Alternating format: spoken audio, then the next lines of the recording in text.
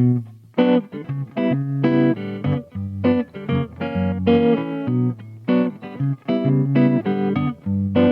again, you are about to listen to a new episode of Madhu Siedler's COVID-19 Crisis Log as we dive into profound topics about human sufferance, pain, and fear of happiness, topics that may seem even more prevalent today considering the unprecedented circumstances at a global level.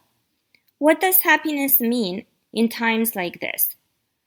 Is longing already a part of our happiness, or maybe something we enjoy even more than getting what we thought we wanted? We speak about being happy, wanting happiness, yet are we really ready for that? My name is Adina Arhiri, working with Madhu to bring to you Improvisations on Growth podcast series, and more specifically the Crisis Log, striving to follow, observe, and learn from the current changes that we are all going through. Enjoy this episode and explore with us. I have worked with quite a few people who come to me and say, okay, I know that I could achieve happiness. Help me to feel more positive, more happy in my life, that I can feel more joy. And then we go through this process and eventually they realize that what they are searching for also creates in them the biggest fear they can imagine. The thing they're looking for also terrifies them. And then at that point, this is such an important realization to realize, okay, I want this. So I really, really want this intimate, happy, loving, really truthful relationship, close relationship with this other person. And it's so important to realize that actually on some certain level of my system, this just existentially scares the hell out of me. And once I realize that, then shift is possible. Then growth can happen. Because before that, I think however I feel, I should feel different. So I have something I can long for. But sometimes the longing is the best part of it. And some people, I see your face now questioning what I'm saying. This is my role. This is my I know. I just want to let our listeners in what is happening on the facial expression part now. The funny thing with us people, I think, is, and I'm going on a meta level now. The funny thing with us people is we can make ourselves believe that we want something. We can make ourselves believe that we long for something and think that once we get this, we will be happy. But the truth often is that the longing itself is already all we want. I see you shake your head. I have worked with so many people and found this so to be true. We are so good in self-deception.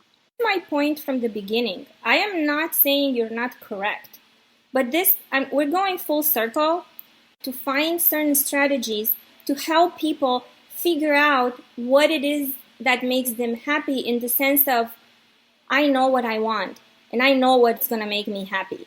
And believe it or not, I know the vast majority of people don't know what they want, but let's just say I know what I want.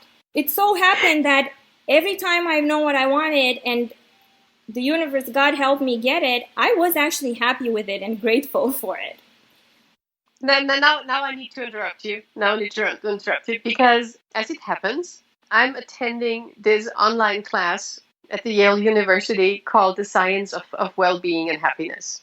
They made a lot of studies exactly about this, that we think that once we get this, that we will be so much happier. And maybe you are the exception. I don't know. The studies out there suggest that our brain thinks there's this list, and once I get this, then I will be happy. So they went and they made the research, and actually it's just not true.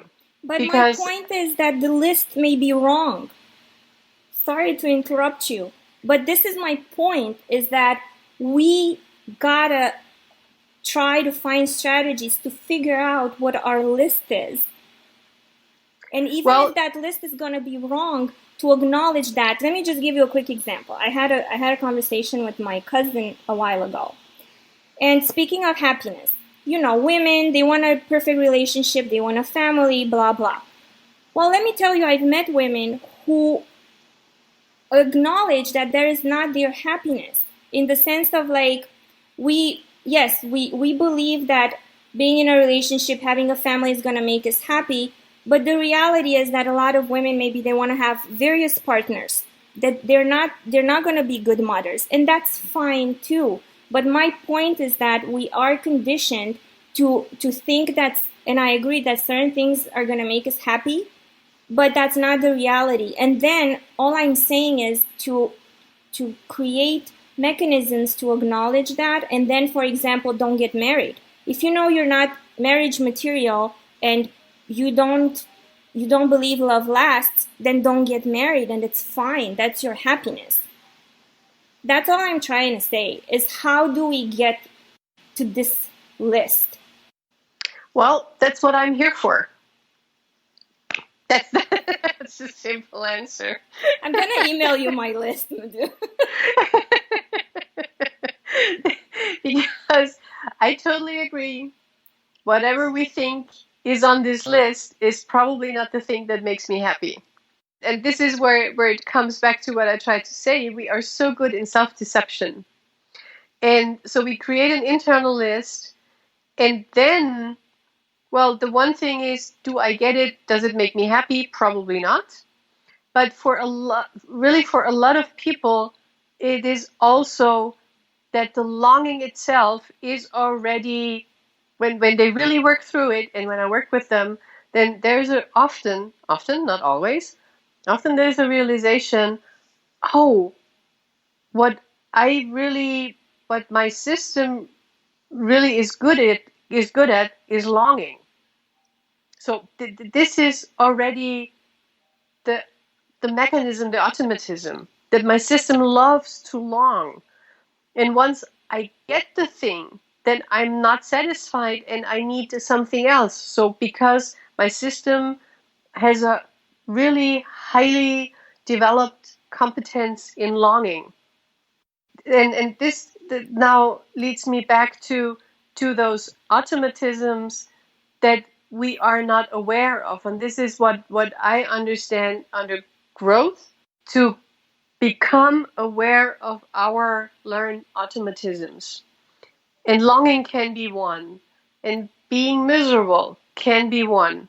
Whatever we have learned growing up is our familiar environment. And we really think that this is life. And to realize that this is how we have learned to live life.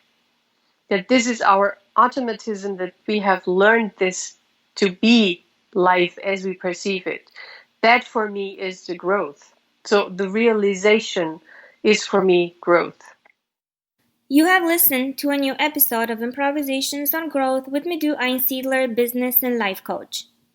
Do you feel differently about what happiness means to you after listening to Madhu's podcast? Maybe you notice now instances when you ran away from happiness and it is clearer what prompted that. Is the longing more important than acquiring the thing or person that you're longing for? We hope that you have made new discoveries about yourself and broaden your awareness when it comes to these rather obvious topics.